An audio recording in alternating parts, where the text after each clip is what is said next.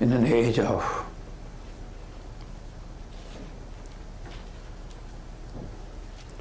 reductionist sciences,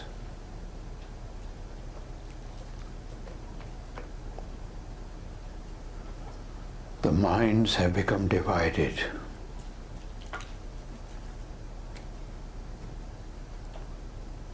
The wholeness of the mind is no longer experienced.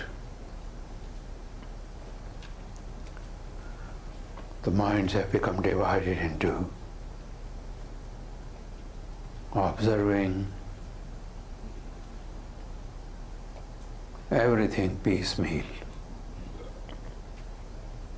parts, each part being mistaken for a whole.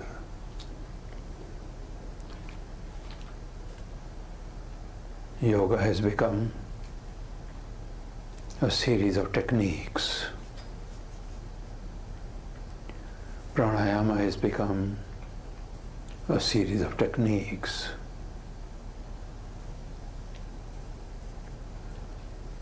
And now,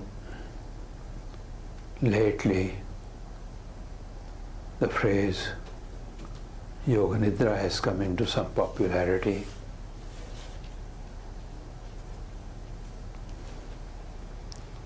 As a technique.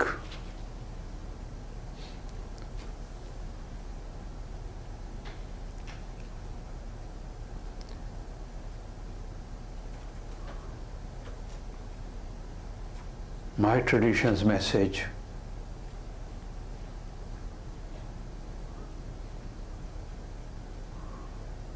is to make your mind whole, not divided into techniques.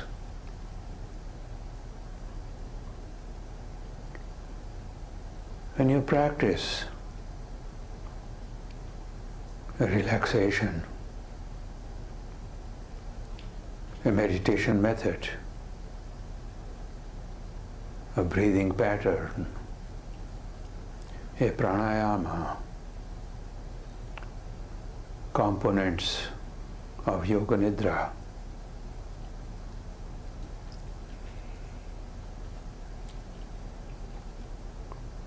let them be parts of the whole.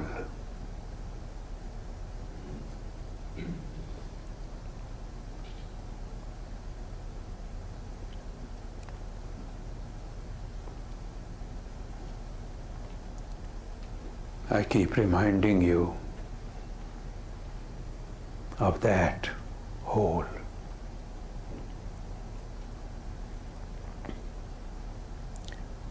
The word Yoga Nidra has a very expansive meaning. It is not just one or two sets of practicums.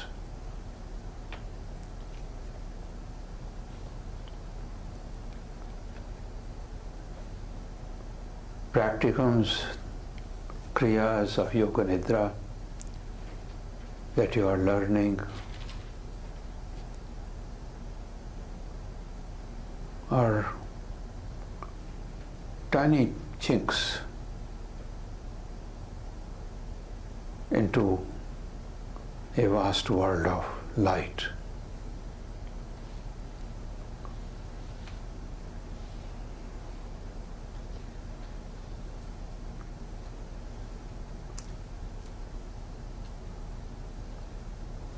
I'll give you few glimpses of this vast philosophy.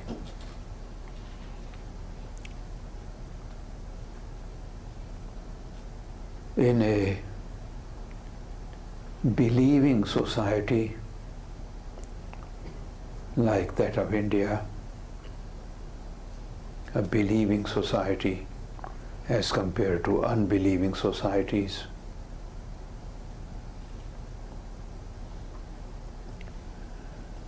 Yoga Nidra is presented even as a cosmic deity.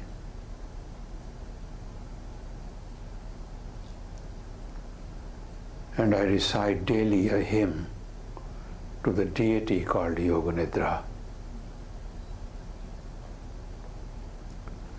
And that mantra that many of you did some years back, Saumya Saumyatara Shesha. Do you remember that mantra? Is actually part of the hymn to Yoga Nidra, which I never said before. Saumya, peaceful, like a moon, bringing into our mind a moon-like mode. Saumyatara, even more saumya, even more lunar in its light and coolness.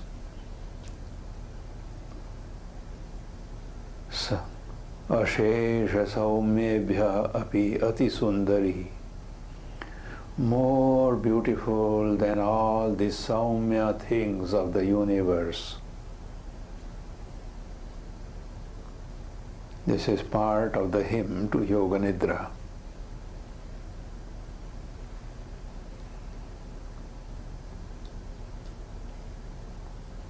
So where is the technique in it?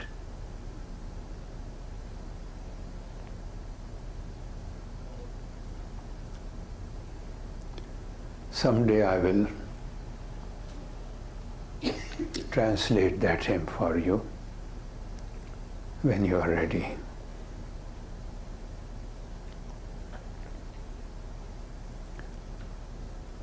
Then you will understand the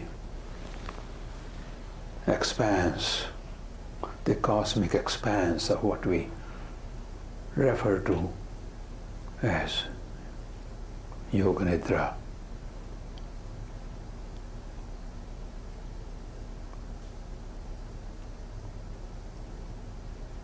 Nowadays people are learning one technique, memorizing the technique, reciting the technique, putting a nice price tag, and everybody is flocking to that technique without a change in your view of the universe.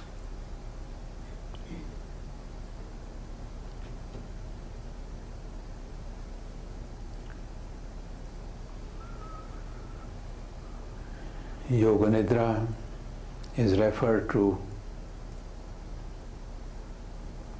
as the sleep of Brahman. That is another word for Maya, the creative power of Brahman.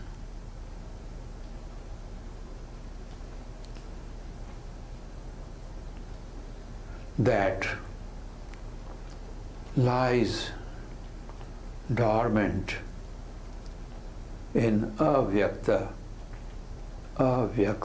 unmanifest mode in Brahman, when that Brahman, he, she, it, has withdrawn all the phenomena of the universe into himself, herself, itself.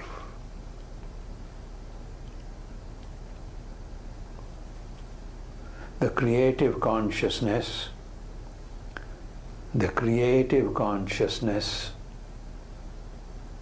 of the transcendent, the creative consciousness of the transcendent Brahman, resting dormant in Brahman, in the state of pralaya, dissolution of the universe, when all the creative phenomena, all the diversities of the universe, all the pluralities of the minds, all the fragmented sparks of consciousness enter into a singularity and dwell unmanifested Brahman, that mode of creative consciousness, that mode of creative consciousness is called Yoga Nidra in the texts. And that is from where we start. As I was saying this Thursday at the center, in the last century and a half, the teachers who have come to the West, we are not teaching the essence. We are diluting, popularizing, tickling your curiosity. But even that effort will be successful when your curiosity goes beyond mere techniques. And you walk in a cosmic vision. When you walk with a cosmic vision, so that when you are going to sleep, what are you doing?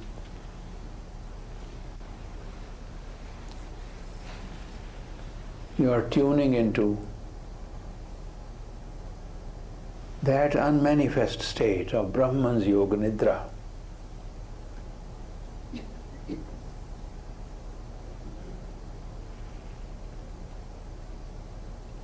Is that your view of sleep when you sleep?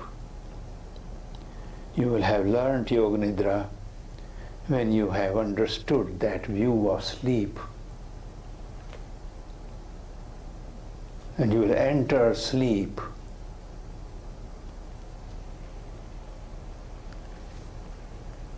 with that mind. Now I return to my unmanifest nature. I, Brahman. Aham Brahmasmi. I am Brahman. I now return to my unmanifest nature. I now return to the unity and the singularity of consciousness. Consciousness, not unconsciousness, as you mistake your sleep to be.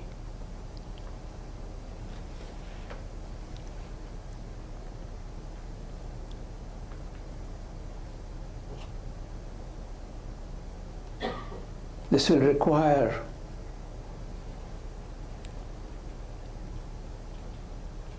and please do not just take this as a lecture, I ask you. Absorb, assimilate it into your consciousness. Don't sit there analyzing again, dividing a whole into piecemeal concepts.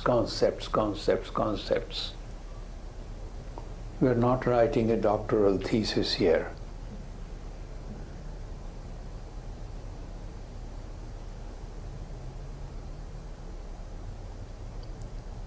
Today, poetry is taught, analyze, till poetry is gone. Only analysis remains.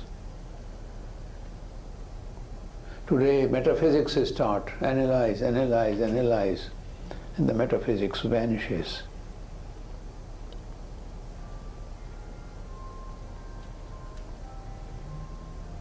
And no matter what I'm saying, because your mind has been trained into that thinking process in your education system, you are still going to go and start analyzing concepts. And that defeats my purpose.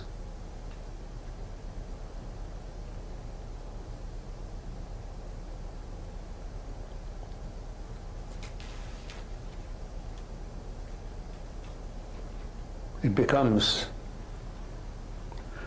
your awareness, then it is an understanding.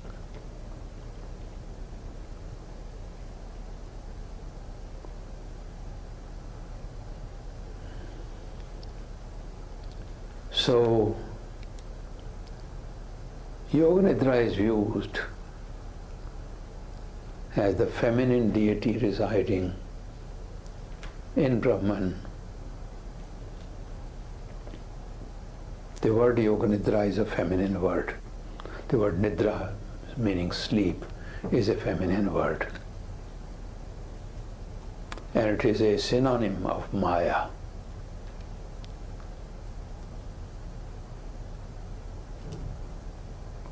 Which is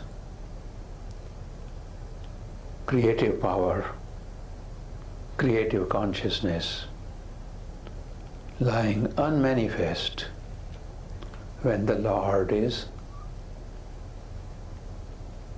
has gathered all his senses, the way you do in your meditation. I hope you do.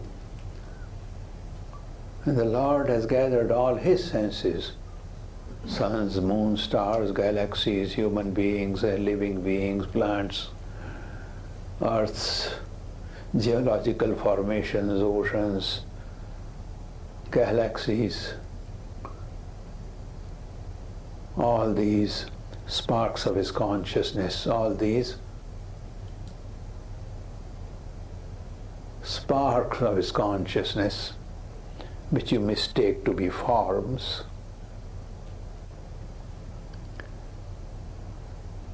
when he has gathered all these sparks of his consciousness back into himself,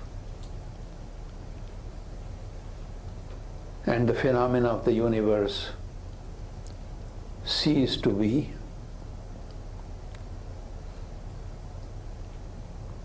return to their origin, and lie there dormant, waiting again for the flower to bloom and consciousness to exude itself into all these forms in a fresh cycle of creation.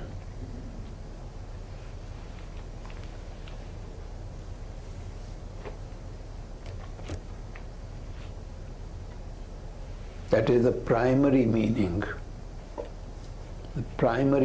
of the word Yoga Nidra in our history of philosophy.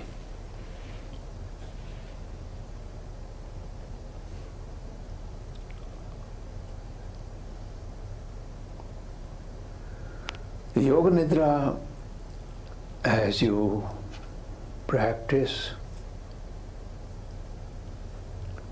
as a technique, is like a little child pushing a little door open or looking through a keyhole. What's going on the other side of the door?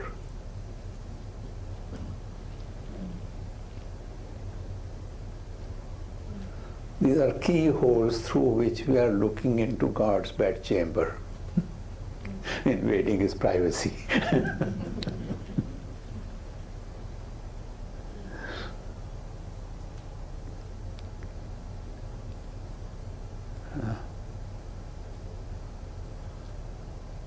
In the imagery that is used in India, the Lord is shown as sleeping on a coiled up serpent of energy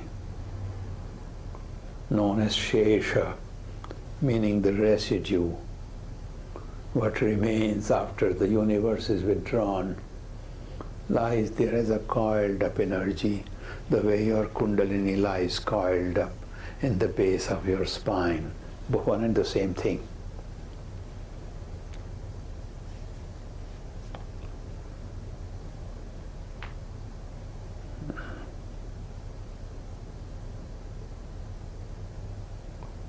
And when he lies on that coiled up, Shesha, coiled up serpent of energy, having withdrawn the whole universe into himself. That is called God's sleep, his night.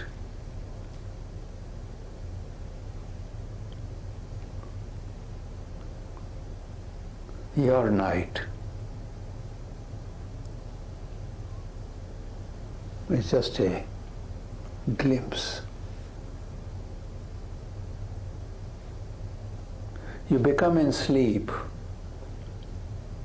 as Lord is when he has withdrawn the universe.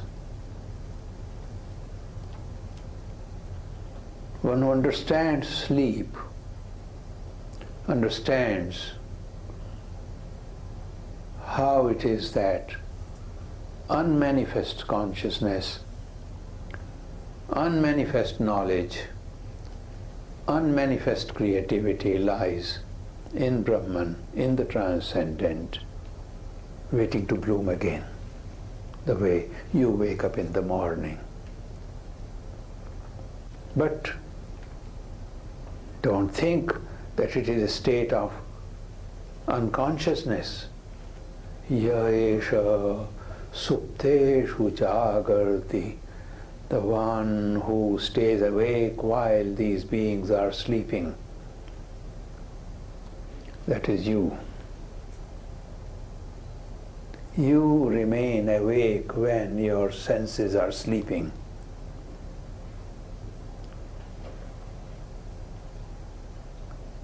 You're sleeping and a fly sits on your forehead and you brush it off.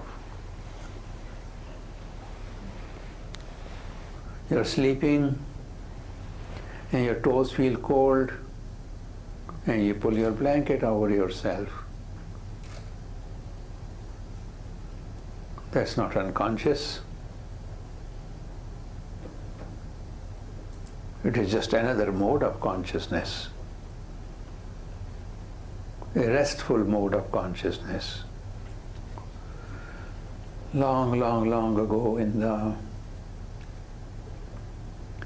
meditation center in the mid-70s or somewhere, I'd given a series of 16, 17 lectures on the art and philosophy of sleep.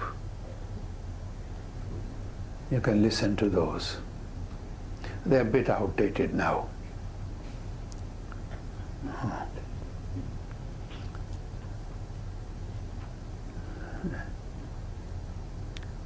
So that is one aspect of Yoga Nidra.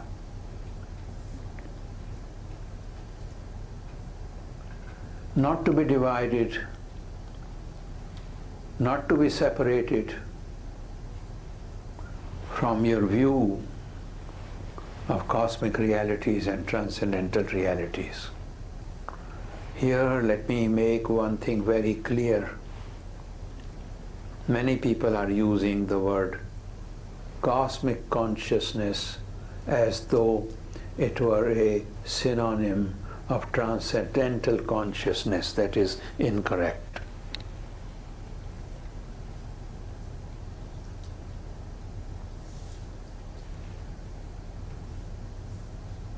The cosmic consciousness is of Logos. Universe with its phenomena is the cosmos. Cosmic consciousness is consciousness of the material universe as one composite whole, as the body of the Divine Lord, and the Lord is Logos. That is transcendental.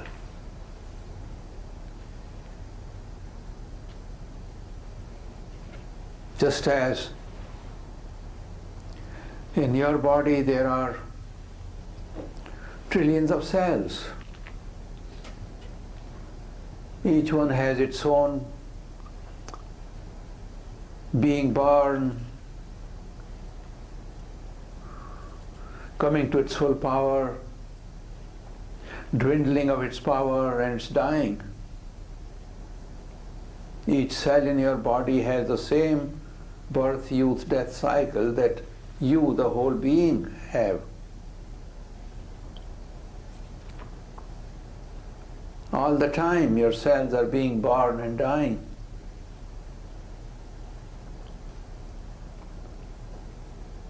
But you, the jiva, the living spirit, are the unifying factor for all of those, because they are your body.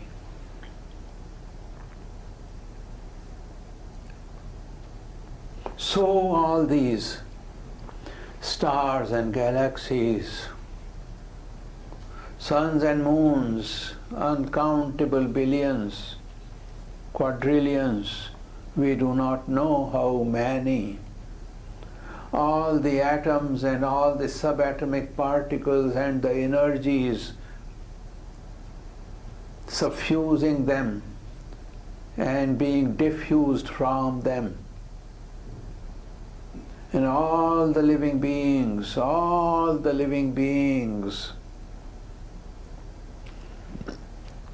the tiniest insect to the wisest woman or man walking the earth, and the elephants and the dinosaurs and the whale sharks, these are all like cells in the body of the Divine Lord. And they each, like your cells, have their cycles of birth, youth, death. Can you have this composite view?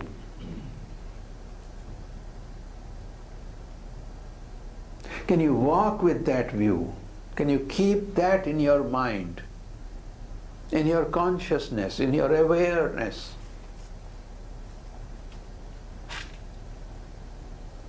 And your life be filled with that awareness.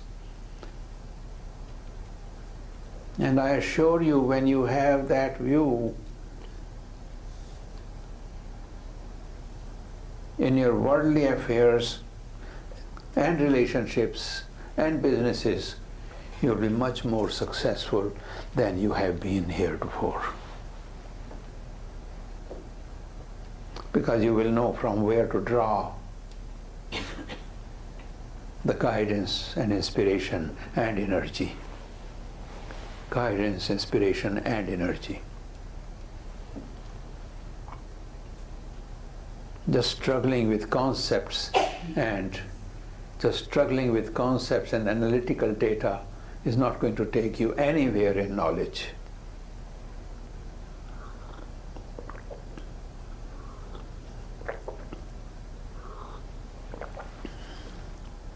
Today we have more knowledge of botany and less plants.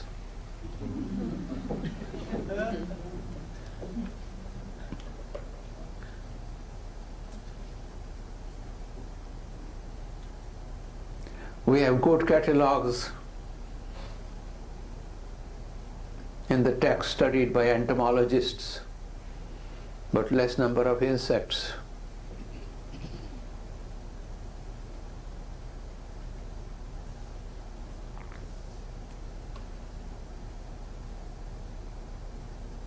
That knowledge doesn't seem to be helping. We have all the oceanography and hydrology, and the oceans are dying. Because there is a difference between information and wisdom. And please, yoga teachers, stop converting yoga to information.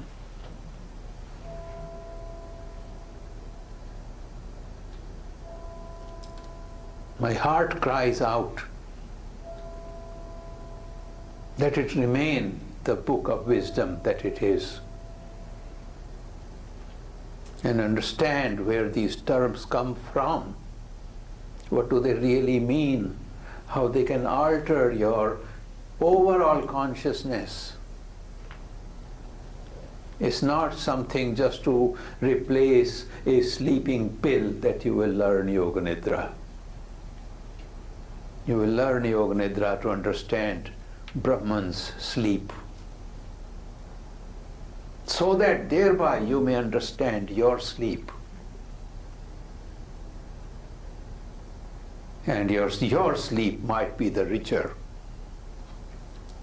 because it has now found its font. It's found its source, where it is connected into the cosmic and the transcendental.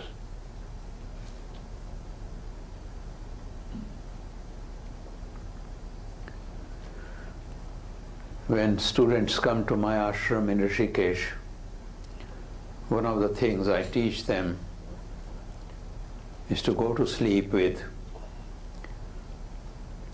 what we call in Vedanta now a longish phrase. Some of you may be familiar with Atma Tattvavalokanam. Atma Tattvavalokanam. Atma Tattvavalokanam. Observing your essence as Atman, the spiritual self. And using that as the medium, as the vehicle, as the transition to sleep.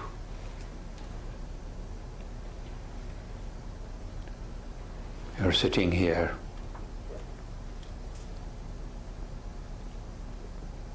Free your hands. Place your feet on the ground.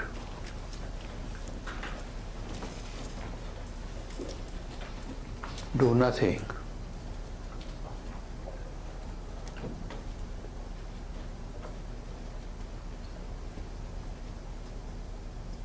Do nothing with your mind.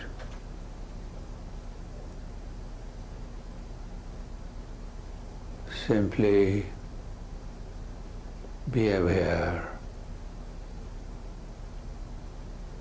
of being.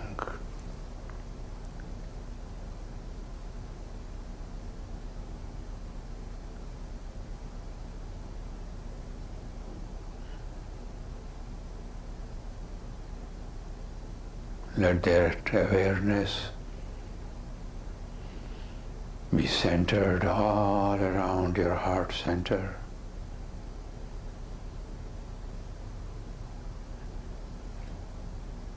In expanding circles covering your whole being. No thoughts. Simply the consciousness of your being.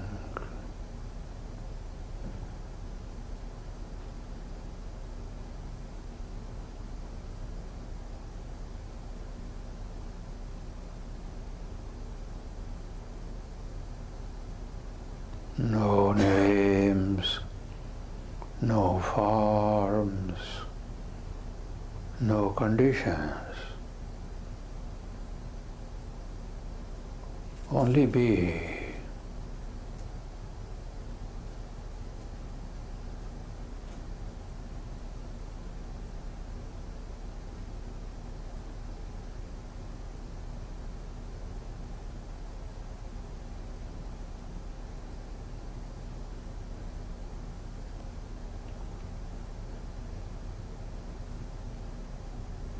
Remaining in that being, gently open your eyes.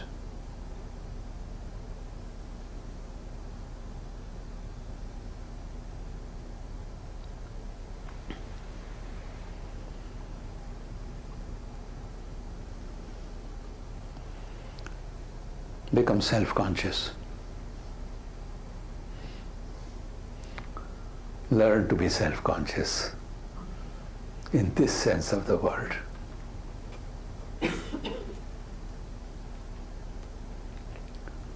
And use this awareness as the transition to sleep.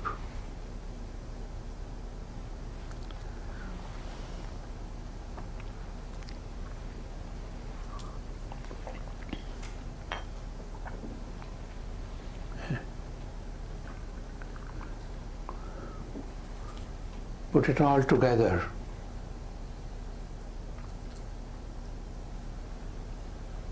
This is beyond techniques. And is something you can practice anywhere.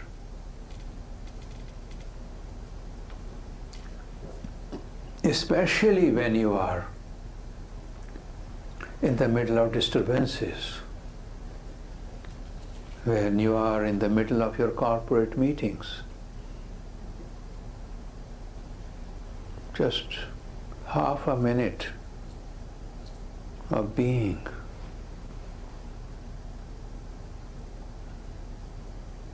You'll come up with a new inspiration, because you will clear the slate.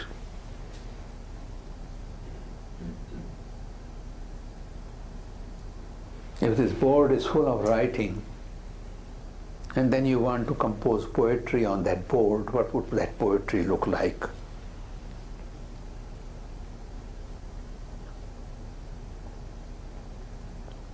That is what you are doing with your life. You never clear the slate. And you are trying to write poetry.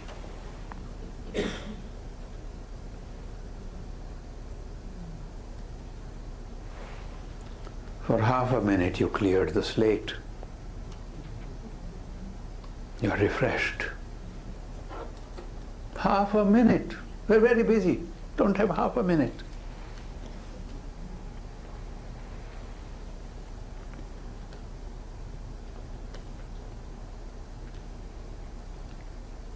It's not that you are so busy, you are just forgetful.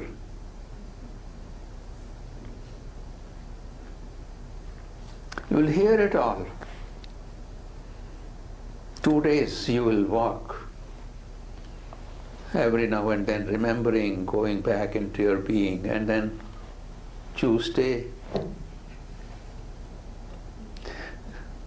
back in the rut.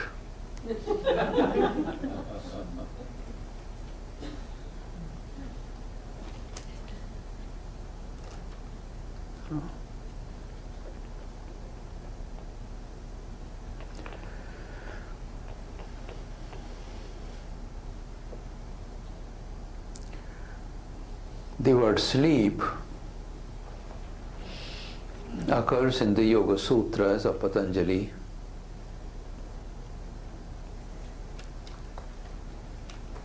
Three times.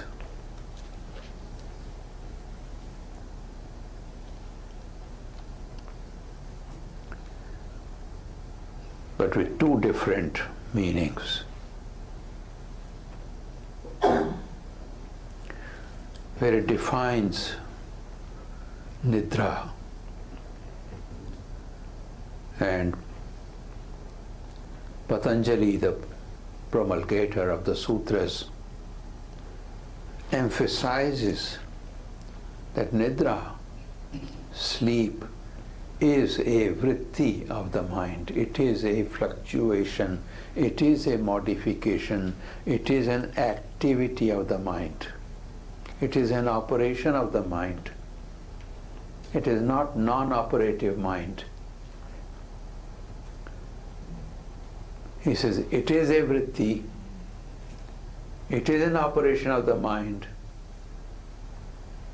whose center, something to hold on to, hang on to, is a cognition of absence.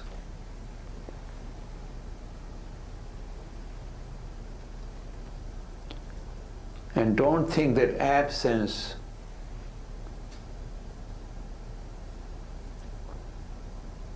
is something totally empty. You feel the absence of your loved ones.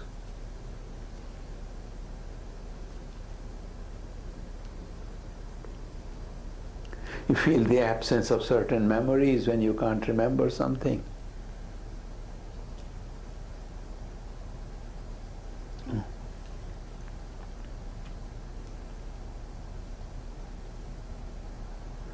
The other place In the sutra where the word Nidra occurs, there it speaks of sleep as source of knowledge.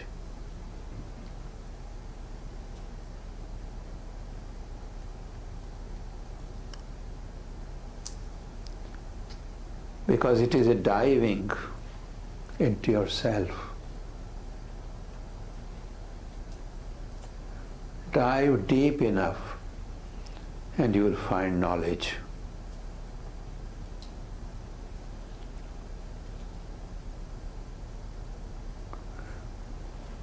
When you dive into sleep with the awareness of that one who remains awake while you are asleep, then your sleep becomes the source of knowledge. I'll repeat that for you. When you dive into your sleep with the awareness of that one who remains awake while you are asleep, then your sleep becomes the source of knowledge. That kind of sleep is called Yoga Nidra.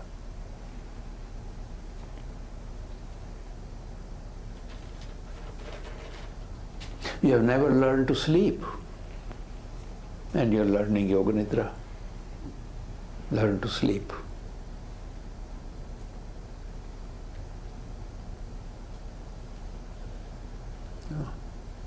Go into that depth. The same one, while you're fast asleep, knew that a fly was sitting on your forehead. That one was awake. While you were fast asleep, that one who knew that your toes were cold.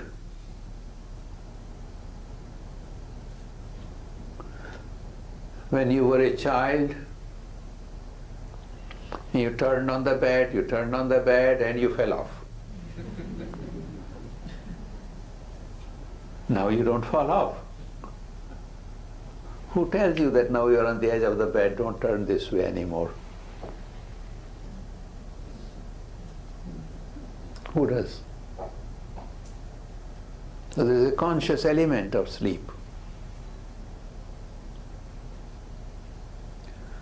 Yoga Nidra is a way to catch that element, that depth,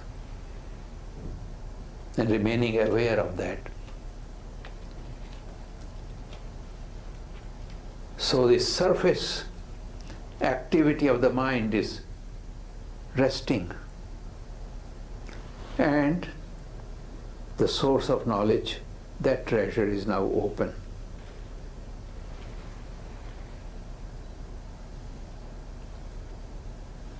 I've used that all my life. From ever since I know myself.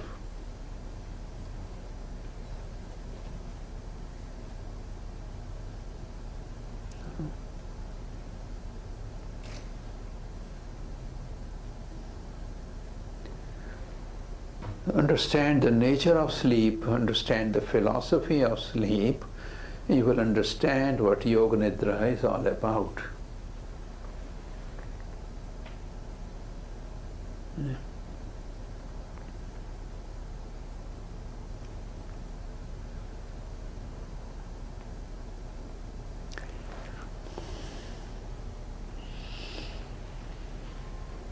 Then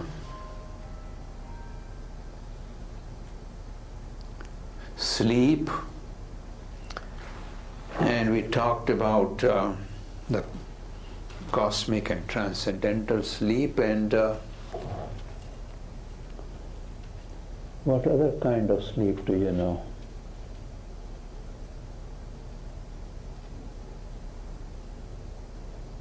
The other synonym for sleep in a slightly different dimension. Come, give me a suggestion. Expand your concept of sleep. It's very simple. Rest. Death. Oh. There's no difference between the two. And Swami Rama says,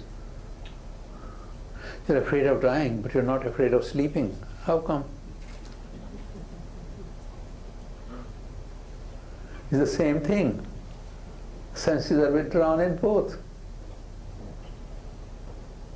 You go into your subtle body in both.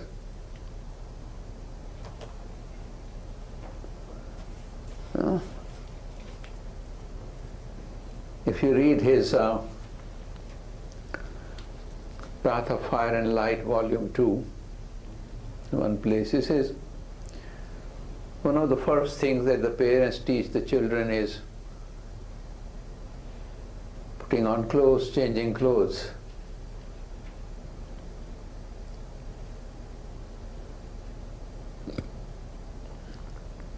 You grow up, you become a handsome youth, a beautiful maiden, you fall in love. You learn to take off your clothes.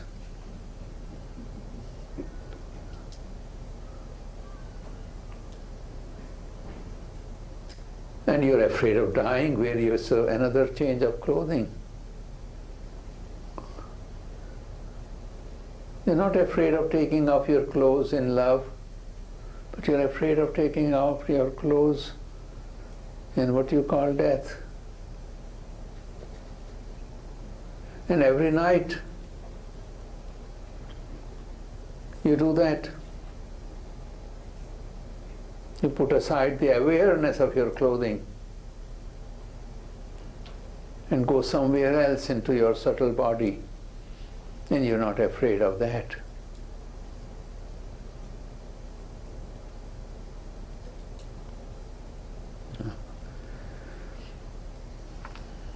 In our tradition,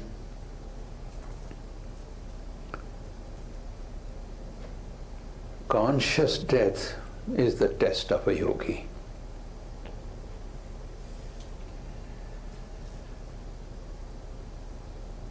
Conscious dying, not involuntary. Voluntary. It's not suicide. Just as changing your clothes is not suicide.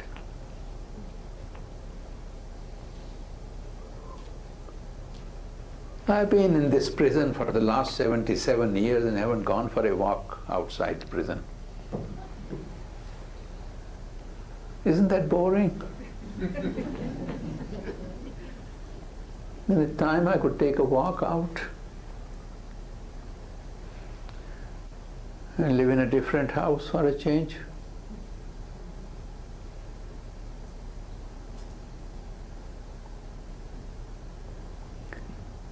If you really practice Yoga Nidra, this will become your view. This will become your personal view. And all these hang-ups you have about death and so on, they will vanish.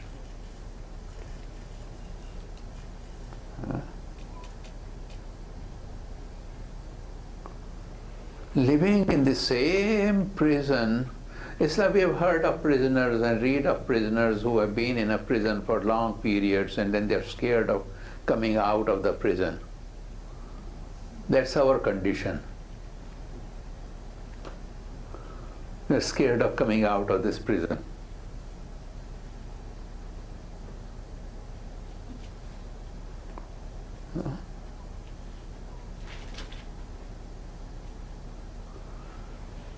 Yoga Nidra practice, if taken in its depth, will give you the view of life and death that I have and my master has given me.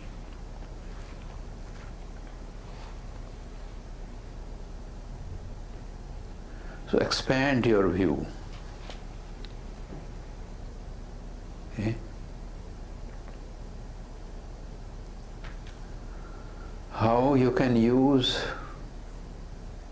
sleep and Yoga Nidra both for knowledge, that is a very detailed topic.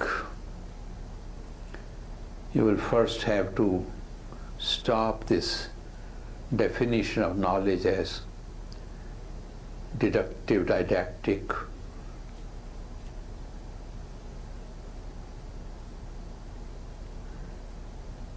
diffusive information.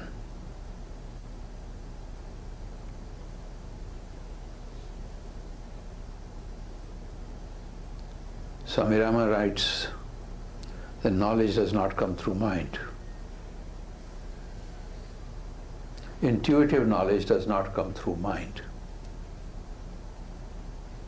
It comes through buddhi. What that buddhi is. When through Yoga Nidra you will break your barriers into those layers of your being, that knowledge will unveil itself to you.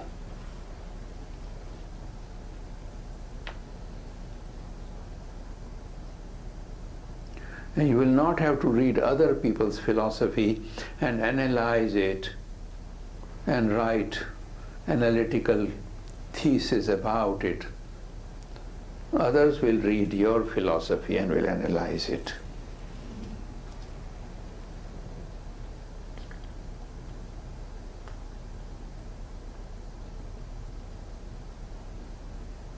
Don't eat other people's leavings.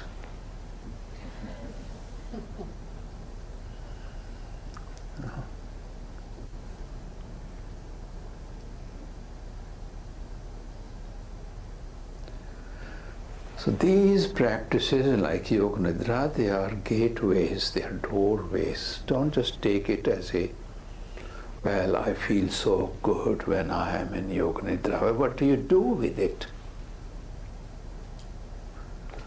Oh, I feel so rested. Fine, okay. What do you do with that rest of the mind?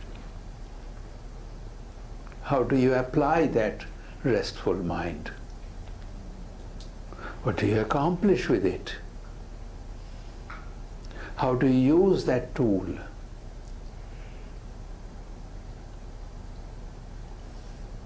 Now you have learned that there is immense energy in the depths of the ocean.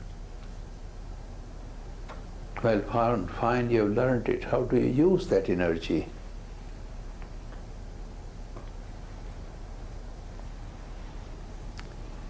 Let me take one more dimension. I don't promise to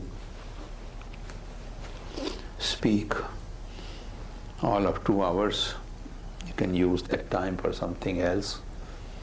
I never speak more than an hour, hour and a half now.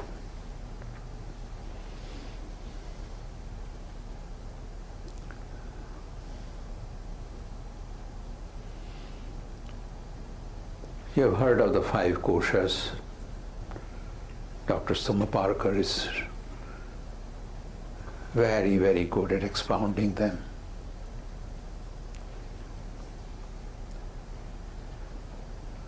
And the 5th kosha, which is the first kosha, is Anandamaya, the sheath of bliss.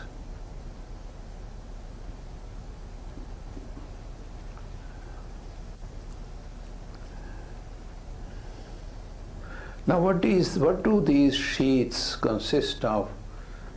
Maybe Stomaji, you can very briefly go over those 5 sheaths with them later.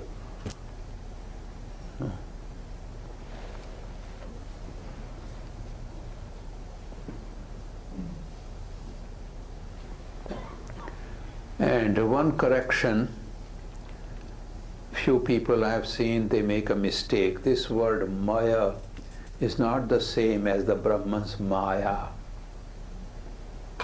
Maya is a Sanskrit suffix meaning consisting of, made up of. So the sheath made up of food, Annamaya. The sheath made up of prana, Pranamaya. The sheath made up of mind, Manomaya. The sheath made up of intelligence, Vijnanamaya. And sheath made of bliss, Anandamaya.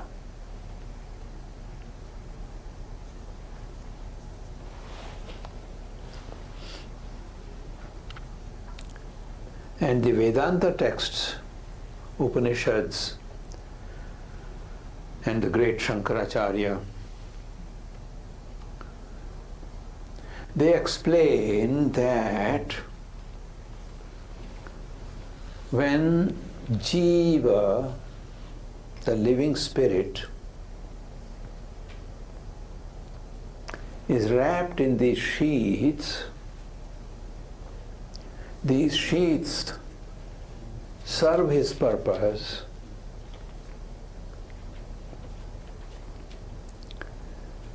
and a tiny drop of the Ananda, the bliss of Brahman, is dropped into you, and the sheath made of that tiny drop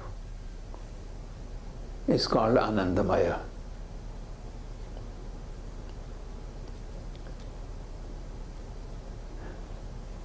When the absolute becomes relative in you, so that then it divides into polarities of pain and pleasure, comfort and discomfort, joy and sorrow, unions and grief.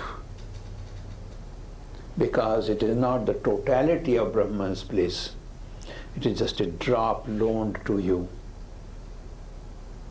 and becomes divided in you because of your own habitual dualities. So that all notions of pleasure you have, because you know absolute pleasure, you enjoy eating some sweet today, but if I were to say that for the next 1 month eat nothing but sweet,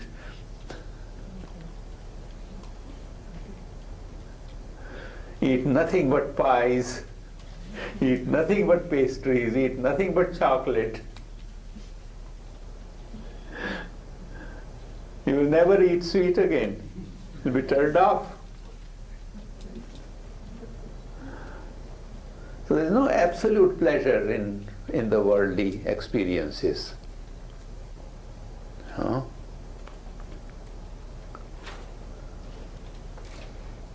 I knew a very, very dear student of mine, I will not name, and they used to organize my programs in one of the states. And I stayed at their place and they gave me their hospitality and food, nicely cooked and so on. But the lady herself was only eating rice and tofu, rice and tofu, rice and tofu for breakfast, rice and tofu for lunch, rice and tofu for dinner, and next day the same. I say, why are you doing that? She says, keeps the blood sugar under control. So she not only was eating only rice and tofu, she then set up a tofu factory. Yeah. And she popularized tofu to all the supermarkets, and she did everything, all the salesmanship to popularize tofu, and still eating just rice and tofu. And one fine morning, a drop of tofu water fell on her and she came out in blisters. She had become allergic to tofu.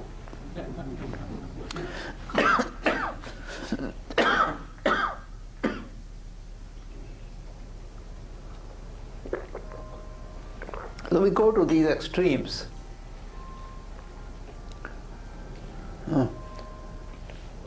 Because we think that a certain pleasure is the absolute pleasure.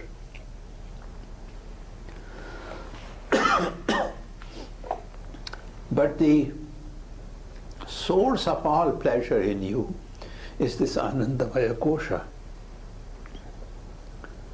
the source of the relative pleasure.